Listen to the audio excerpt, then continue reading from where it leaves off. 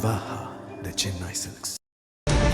சட்டமன்ற தேர்தலுக்கான வாக்குப்பதிவு பல்வேறு இடங்களிலும் காலை 7 மணி முதல் தொடங்கி நடைபெற்று வரும் நிலையில் திருச்சி, மதுரை போன்ற இடங்களுக்கு போதிய அளவு பேருந்துகள் இயக்கப்படவில்லை என்று பயணிகள் குற்றம் சாட்டியுள்ளனர். நேற்று மாலை முதல் இன்று அதிகாலை வரை கிளாம்பாக்கத்தில் கூட்டம் அலைமோதிய நிலையில் காலை நேரத்தில் போதிய அளவு பேருந்துகள் இயக்கப்படவில்லை என்று பயணிகள் புகார் தெரிவிக்கின்றனர்.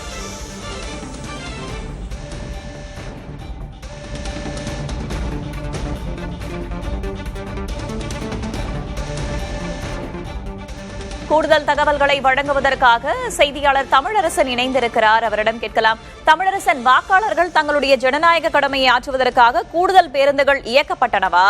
அது போதுமானதாக இருக்கவில்லையா? பயணிகள் என்ன சொல்றாங்க? வேதவள்ளி, வணக்கம். நேற்று மாலை முதல் வாக்காளர்கள் தங்கள் வாக்குப்பதிவை செலுத்த தங்களது சொந்த ஊர்களுக்கு சென்றிருந்த நிலையில நேற்று நள்ளிரவு முதல் கரெக்டா ஒரு 10 மணி இருக்கும். அதுக்கு மேலாக கிளாம்பாக்கம் பேருந்து நிலையத்தில் பேருந்துகள் எதுவும் வராத ஒரு சூழ்நிலை ஏற்பட்டிருந்தது. இதனால் பொதுமக்கள் நீண்ட நேரமாக பேருந்துக்காக காத்திருந்தனர்.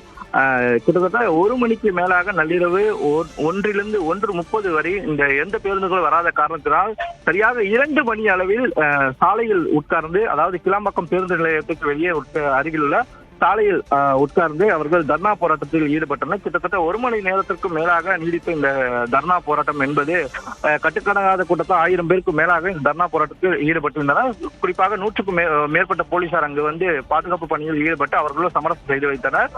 இந்த நிலையில் இன்று காலை வரை இந்த பேருந்து வசதி என்பது கிடைக்காத காரணத்தினால் தங்களுடைய வாக்குகளை ஜனநாயக கடமையை செலுத்த முடியாமல் சென்னையிலிருந்து கிளாம்பாக்கத்திற்கு போய் பஸ் பிடிக்கலாம் என்று சென்ற மக்கள் அனைவருமே இப்ப சென்னைக்கு திரும்பி வருகின்றனர். குறிப்பாக மதுரைக்கு செல்லக்கூடிய பேருந்துகள் எந்த இல்லாத காரணத்தினால் பொதுமக்கள் அதிருப்தியில் திரும்பவும் தங்களுடைய வீட்டிற்கு, அதாவது சென்னைக்கு திரும்பி வரக்கூடிய ஒரு அவல நிலை என்பது ஏற்பட்டிருக்கிறது.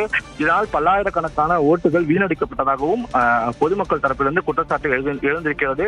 காலை தொடர்ந்த இந்த போராட்டத்தால், தர்ணா போராட்டத்தால் பொதுமக்கள் மற்றும் போக்குவரத்தும் பாதிக்கப்பட்டிருக்கிறது. ஜிஎஸ்டி சாலை முழுவதுமாக கடும் போக்குவரத்து நெரிசல் ஏற்பட்டிருந்தது. முன்னதாக காவல்துறை அதிகாரிகள் வந்து பயணிகளிடம் பேச்சுவார்த்தை நடத்தியதையும் பார்த்தோம். அதிகாரிகள் தரப்புல என்ன சொல்றாங்க? போதிய பேருந்துகளை நாங்கள் இருந்தாலுமே பொதுமக்கள் கூட்டம் என்பது அதிகமாக இருக்கக்கூடியதுதான். பேருந்துகள் முழுவதுமாக அங்கே சென்று விட்டது, தென் மாவட்டங்களுக்கு சென்று விட்டது.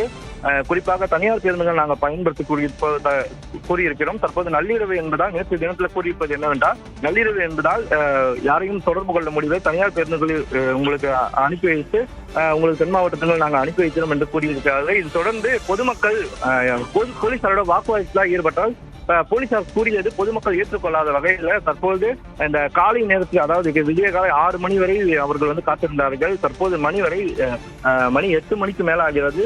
இந்த நேரத்தில் அந்த பொதுமக்களுடைய கோரிக்கை என்பது நிராகரிக்கப்பட்டிருக்கிறது என்று சொல்லலாம். அதிகாரிகளுடைய மெத்தனப்போக்கும் என்றும், மெத்தனப்போக்கின் காரணமாக எங்களால் வாக்கு செலுத்த முடியவில்லை என்றும் பொதுமக்கள் தனவும் தங்களுடைய ஆதங்கத்தை வெளிப்படுத்திவிட்டு சொந்த ஊருக்கான சென்னைக்கு திரும்பி வருகின்றனர். வேதவள்ளி, தனியார் பேருந்துகள் கூடுதல் கட்டணத்தை வசூலிப்பதாகவும் பயணிகள் புகார் தெரிவித்திருக்கிறார்கள். தற்போதைய தகவல்களுக்கு நன்றி தமிழரசன்.